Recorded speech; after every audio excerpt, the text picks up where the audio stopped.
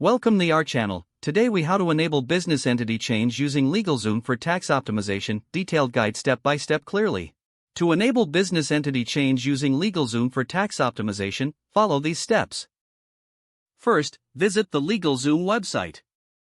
Create an account if you do not already have one. Log in to your LegalZoom account. Navigate to the business section.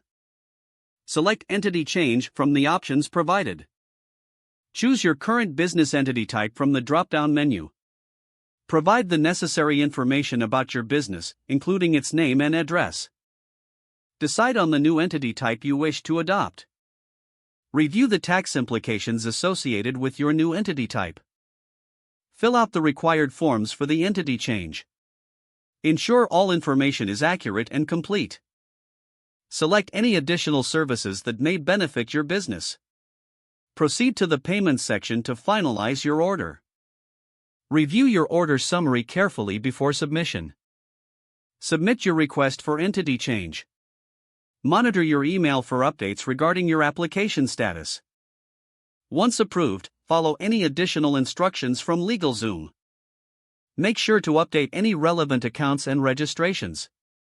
Consult with a tax professional to optimize your new business entity for tax purposes.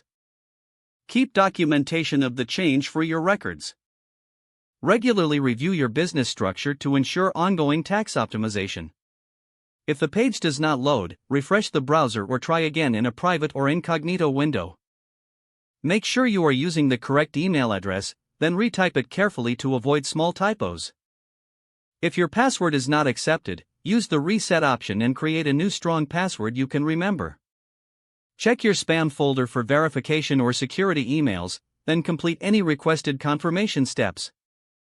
Enable two-factor authentication if available to improve account security and reduce unauthorized access risk.